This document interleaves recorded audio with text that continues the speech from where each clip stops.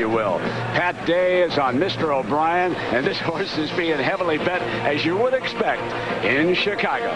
There's Frankie Dettori trying to make it a clean sweep after winning the Beverly D. And Jerry Bailey out on sweet return.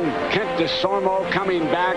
Victor Espinoza. The list goes on and on. Renee Douglas, of course, he always leads the riders, it seems, here at Arlington. And Andres Starke, Brice Blanc. There's the tough one, Edgar Prado on Magistretti. And Jono Jones. Now, speaking of riders, just a short time ago, Janine caught up with Jerry Bailey and Frankie Dettori.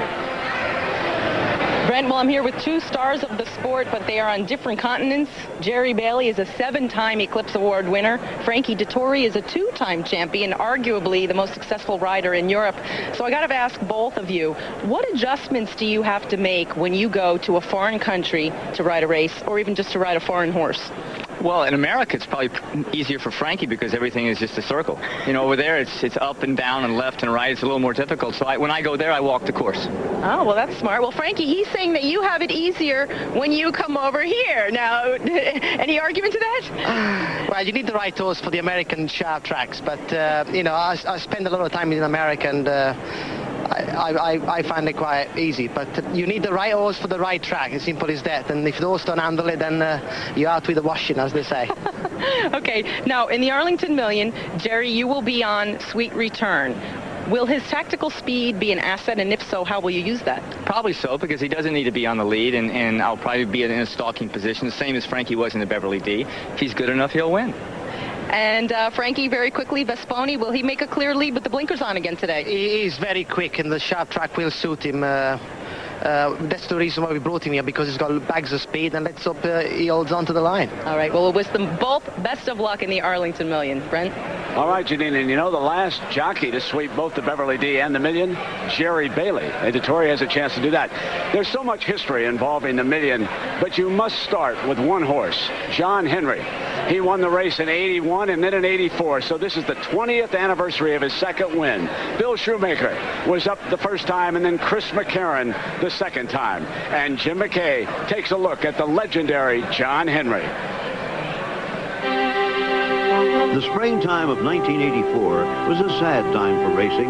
Swale won the Derby and the Belmont for his famous trainer, Woody Stevens. But just a few days after winning the Belmont, while enjoying his morning bath, Swale suddenly died. So racing needed some good news, and in old reliable John Henry they found him. 3 years earlier, at age 6, he had won the first Arlington Million in the most dramatic of photo finishes, getting up in the last stride to beat the Bart.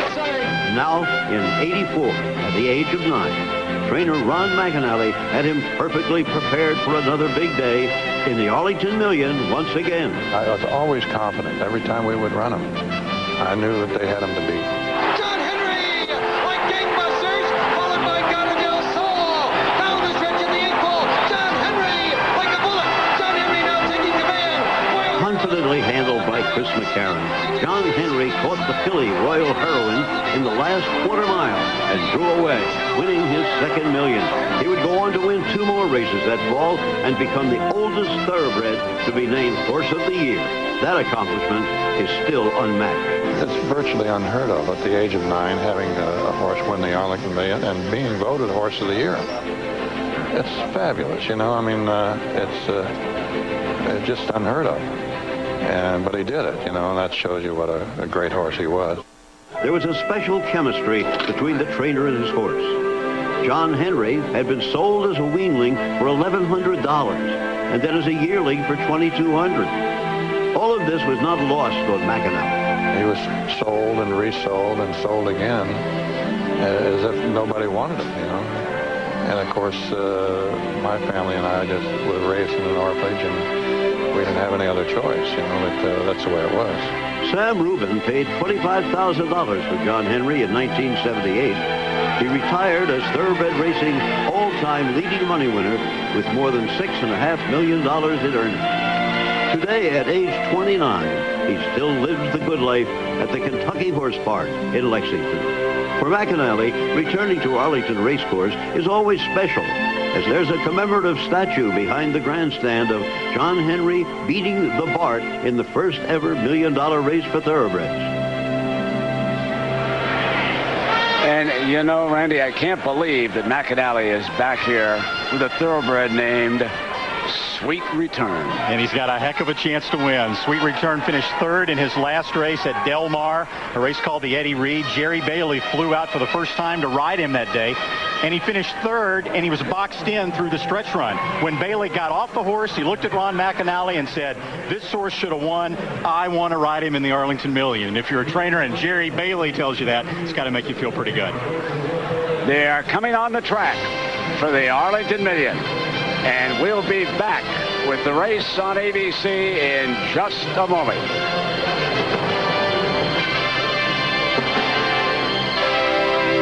That's what the experts have been saying all week, and the odds reflect that. Mr. O'Brien, the favorite, but certainly not overwhelming at 4-1. Folks, this is the kind of race you can make some money in, if you can pick the winner, huh, Randy? Exactly. I mean, 9-2 second choice, 2 5-1 shots, Powerscourt, as well as the number 3 Sweet Return, the Ron McAnally trainee that we just discussed. Well, let's take a look at the field for this year's Arlington Million. Here's Mr. O'Brien, Randy. Ridden by Pat Day, who has won this race once in the past, a much improved turf horse, and the number 1 post is perfect for him, I think.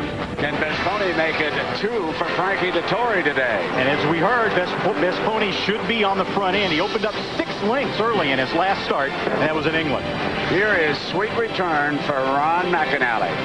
And Ron McAnally is confident in Sweet Return. He has won the Arlington Million 3 times, not just John Henry, but also Tight Spot. Kicken Kris is trained by an American hero, a true hero, Michael Matz. He saved some lives in a horrendous airplane crash back in the 80s. Carried the flag at the Olympics. Number 5, Saviango. Saviango made the pace in his last start in the Charlie Whittingham. Probably won't today. There will be a lot more early speed in this race. Victor Espinosa aboard. And number 6, Mystery Giver, Randy. Mystery Giver is the local, but that's not necessarily good in this race. Horses based in Arlington are 0 for 33 in the Million. Number 7, the German horse Apollo. Apollo is very consistent. First or second in his last 11 starts, and that's why he's 9-2 in the betting right now. Number 8 is Senior Swinger, owned by the Lewises. Both Saviango and Senior Swinger, trained by Bob Baffert, best known for his dirt horses, but he's got a chance now to win the Million for the first time. Vangelis, number 9. Vangelis, trained by Bobby Frankel. He was 4th and 6th in his 2 races in the United States, but Frankel thinks that the blinkers on today for the first time might make a difference. And number 10 is Powerscourt. Powerscourt, owned by Mrs. John Magner, trained by Aidan O'Brien. Their Necklace ran well in the Beverly D, and Powerscourt has even better form than Necklace going into this race. Number 11, ridden by Hall of Famer Mike Smith, Hatif. Longest shot on the board at 40-1, and rightfully so. 6th in his only United States stakes race. Began his career in Brazil. Here's the tough rider, Edgar Prado on Magistretti, number 12. Oh, and Prado has been so hot this summer at Saratoga. Magistretti looking for a turnaround. He was disappointing in his last 3 starts in England. Number 13 is Mobile. And from the far outside post position, you can expect John O'Jones to use some of Mobile's speed. He may not beat Best Pony to the lead, but he shouldn't be too far behind him early. And Janine, how'd they look in the paddock? Well, Brent, all models of class and composure, and one of the horses getting a lot of attention here in the paddock was the current favorite, number 1, Mr. O'Brien, who is just starting to make his presence felt at this grade 1 level of competition. His trainer, Robin Graham, is a new face in the crowd at this level, but she's definitely not an overnight sensation. Robin Graham has been working with thoroughbreds for over 25 years. She served as an assistant to trainers Barclay Tagg and Richard Small and has been on her own for the last 10 years. She's little known outside her home state of Maryland, but Mr. O'Brien could change that. He arrived in her barn last October as an average performer on dirt. Robin returned him to his preferred surface, turf, and he's blossomed into a grade 1 contender. I think he probably knew all along that's what he wanted to do. And now he's happy that people finally caught up and got the idea too. So a lot of horses are trained to go fast the first part of their work, and I've really been working on him to relax the first part. So now I think when he realizes he can do that and finish and nothing hurts and nothing's bothering him, I think it makes the next race even more easy for him to do that. It's going to be Mr. O'Brien and Ramon Robin has Mr. O'Brien so laid back, he's content to just be a spectator as well as a participant. But he definitely belongs here, and so does his trainer. I ran a horse in the cotillion a few years ago, and sitting on the bench before the race, I thought, this is so cool. This is a grade 2 race, and I'm here, and I actually belong here. And we finished second. That was such a neat feeling. And to be here and know I belong here is really great. Randy? She is an animal lover in general, Robin Graham, not just horses. At home in Maryland, she owns 3 cats, 2 dogs, 4 parrots, and a ferret, so she needs to win the million just to pay for pet food. Yes, and vet bills. Hey, we got to check in with Hank and Jay, see what they think about the million. Let's go back to Saratoga. We're a couple of animal lovers here as well, but more importantly, Hank, we're a couple of people who like to win pick 4s. Regretfully, Hank is not alive. He won the first leg, missed the next 2, but there are a number of people who are still alive in the pick 4 in the most wide open race. So let's take a look at the pick 4 will pays for this wide open Arlington Million field. And you can see that there are some big numbers here. If you can get all 4 home, that's what it'll pay for a $2 wager if you have the first 3 winners plus the ones who we're showing now. Let's take a look now at the second half of the field, and there's a monstrous payoff there on Hatif of $39,000. Powerscourt, the smallest payoff at $1,900. More than $1.2 million was bet in this pick 4. Hank, one of the nice things about racing is that every half hour, even if you're out, you can go back in. So what do you like? I like Powerscourt. Notice that he's the favorite in the pick 4 betting. There's a lot of speed among these foreign horses, but this one has tactical speed. Just won a grade 1 in Ireland. And I like Kicken Kris for second. Remember, he beat the winner of the Sword Dancer back at Belmont. I'm going to go with Mr. O'Brien. I'm really surprised he's the favorite in this race right now, but I like where he's drawn and I like his consistency. So Mr. O'Brien will be my selection. Let's take it back now to Arlington Park and the Arlington Million. All right, Jay, thank you very much. So when we come back, we'll go to the post for the Arlington Million. The final race today on Super Saturday here on ABC. After this message and a word from our ABC station. They've traveled thousands of miles to Chicago. Vesponi with the world-renowned Frankie Dettori aboard. The long shot, Magistretti. Powerscourt is one of the serious challengers, while Apollo is highly regarded for his German connections. The American hopes are carried by Mr. O'Brien, the speedster Sabiango. Or will it be Sweet Return, giving Ron McAnally his 4th million win? Jerry Bailey is in the iron. The Arlington Million is just moments away. And we are back at this beautiful facility northwest of Chicago.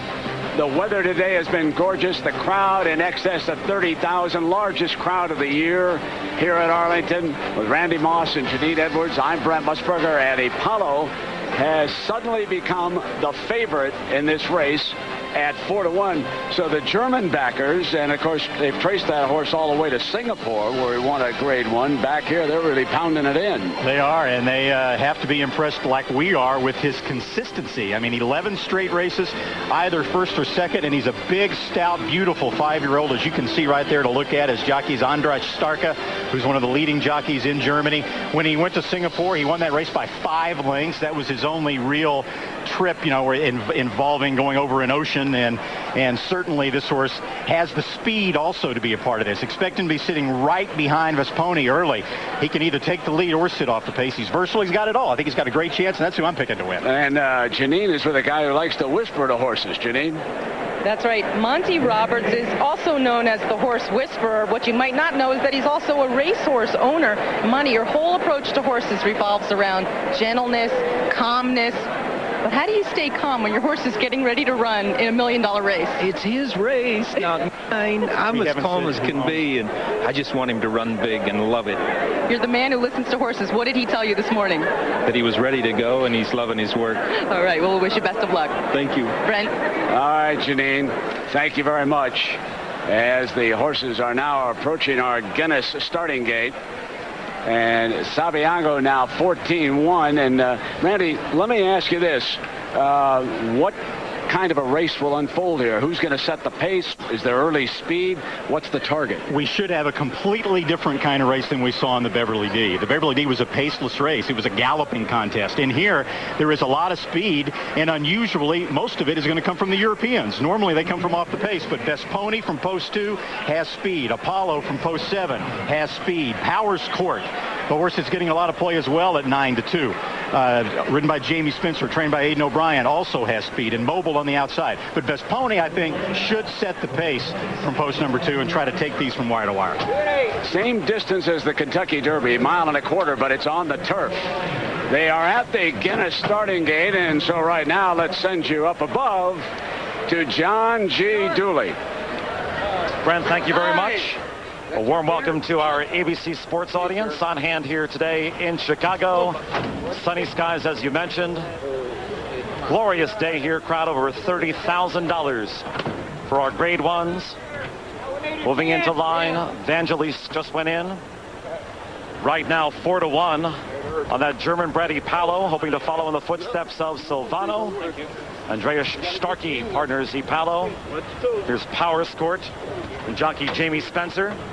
Right now at 9-2, and Powerscourt went in fine. 1 mile, 1/4 start here at Arlington Park at the top of the home stretch.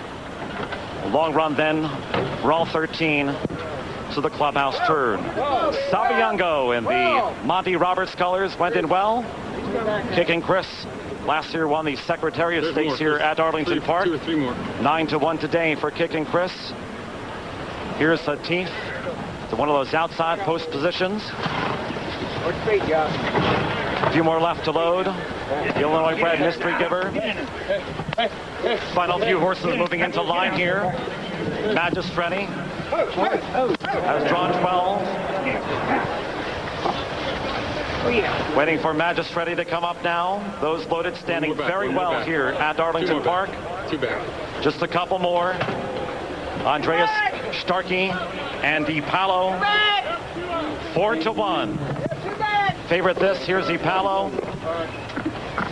Those in line standing well. One more, Jono Jones, partners Mobile.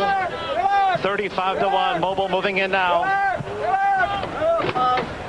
They're in the gate.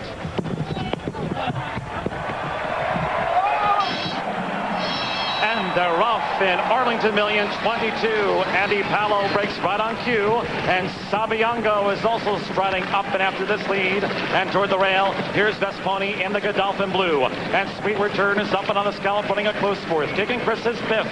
Mobile is running sixth as they come in front of us. And Mr. O'Brien, nice and settled there under Pat Day. Sixth from this leader, Best Pony.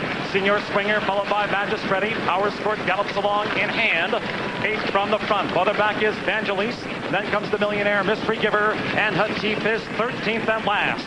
The opening quarter, 23-3. A solid pace here for Godolphin's Best Pony. Best Pony in front, and Sabiango tracks this as they head toward the backstretch. Ipalo running in third, and Sweet Return in the clear on the outside.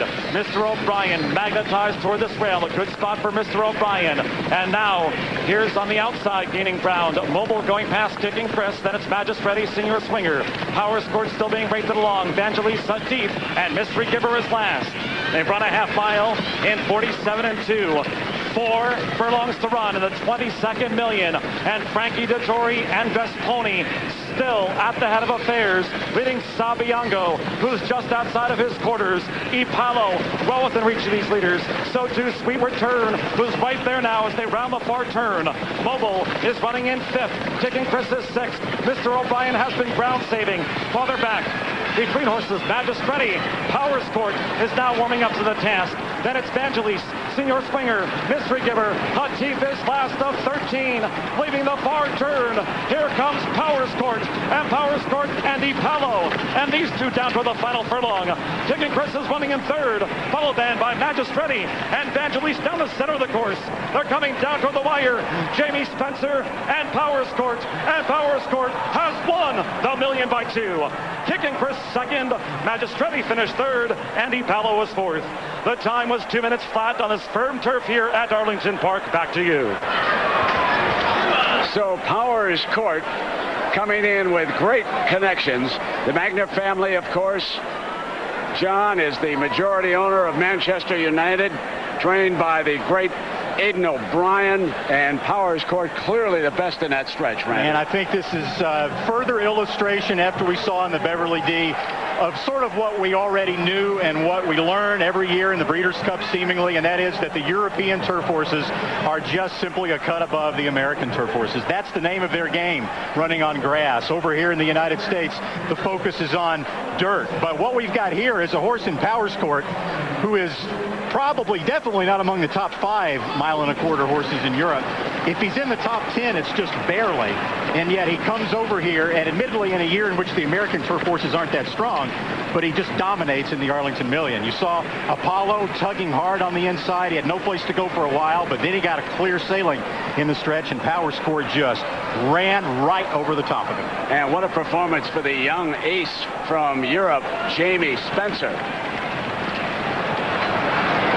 And now you see a look at the head-on as wow, there is a little bit of action down there. I think it mainly involved Apollo. Apollo was sort of racing erratically, and Kicken Kris might have gotten the worst of it down on the inside. An inquiry. But there is an inquiry. It's possible, it's conceivable that Frankie Dettori might have come over and forced Apollo into Kicken Kris. We'll need to take another look at that. But the wild and woolly finish we had last year with the disqualification of Storming Home, could it be possible that we could see that again? We're going to take one more look at the head-on here now.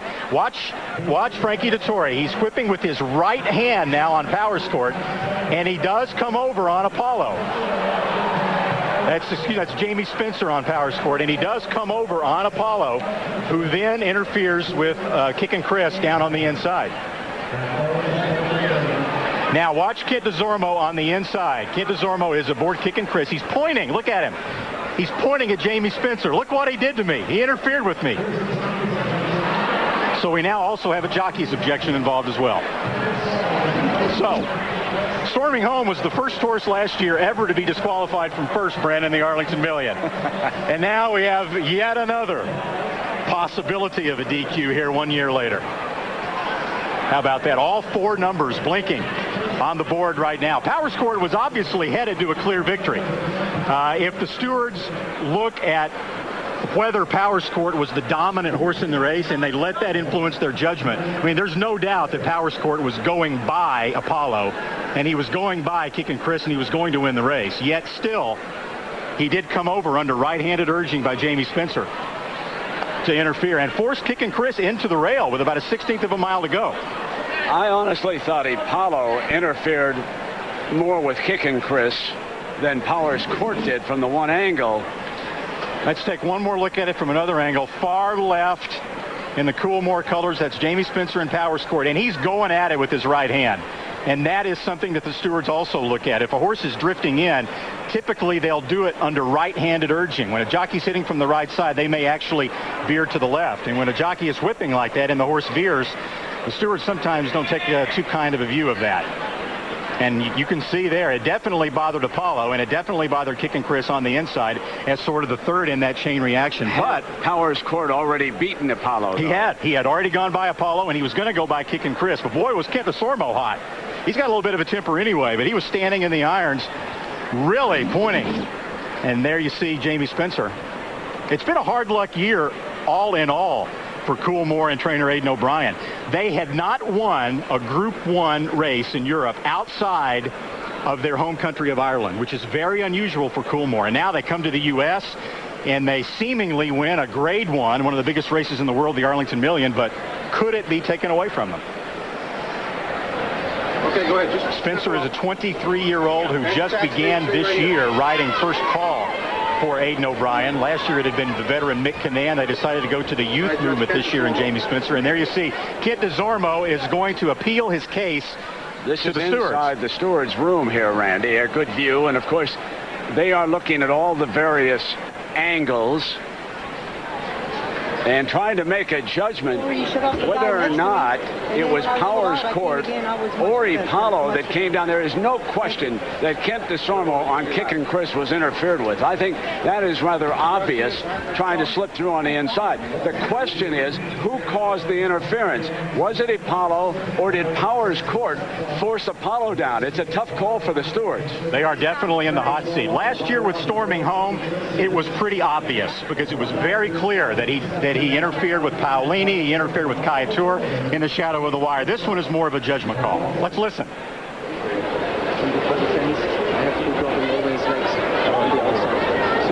I lose a lot of ground because he hang me over. Okay, of course, probably asking which of the stewards speaks German. Janine, you're down there close to the action. What are you hearing? Well, I'm with Kent DeSormo, who was on Kicken Kris, who was actually the horse that hit the rail, and Kent was just on the phone with the stewards. What'd you tell them? Well, I thought the leader, the horse that was in front, just made a beeline to the fence and pushed the horse that was beside me into me abruptly. I mean, and I really feel in the end that my horse was really much the best, that I would have won easily had this not happened. How hard did he hit the rail? Well, when the fans that are watching TV get to see it head on, they'll see my horse was scared to death. He started jumping up and down.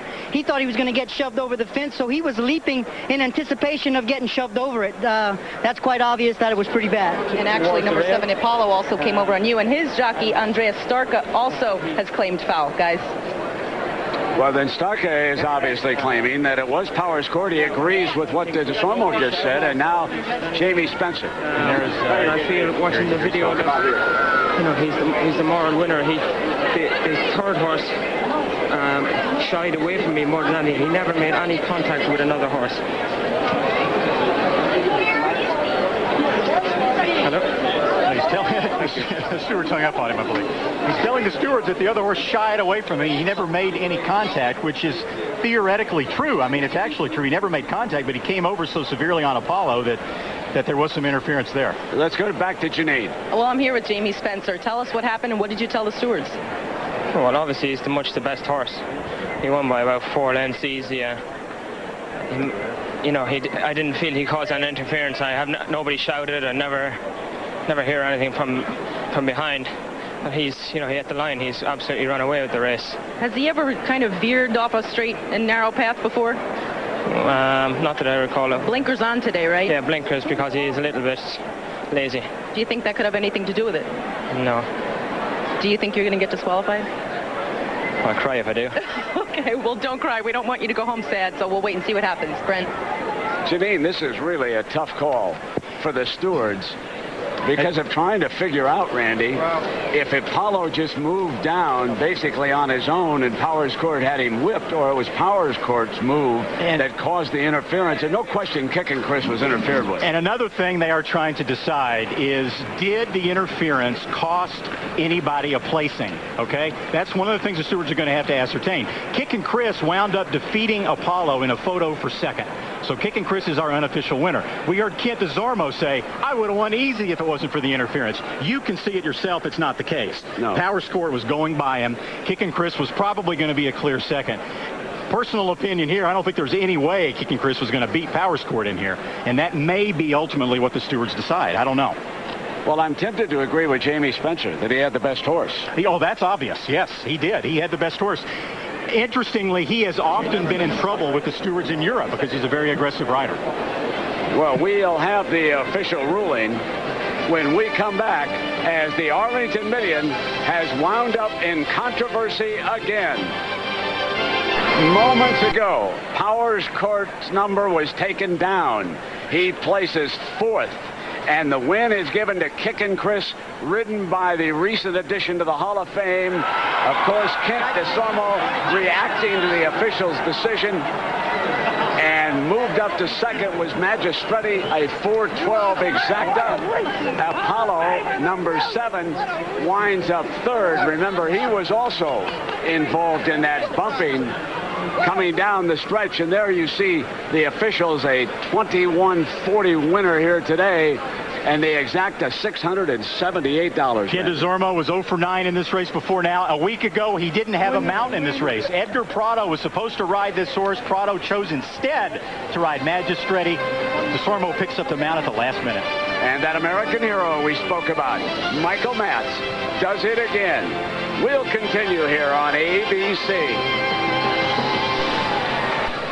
The pick 4 here on Super Saturday pays $5,410. The Superfecta on the Arlington Million, $31,000. They go years without a DQ. Now we have 2 in a row, Randy. The best thing that could have happened to Kicken Kris is Jamie Spencer's right-hand whip and the fact that he didn't have a rear-view mirror. And that wraps it up for Randy Moss, Janine Edwards. I'm Brent Musburger saying so long. ABC Sports is online at ESPN.com. Search ABC Sports. Coming up next now, except on the West Coast, ABC's World.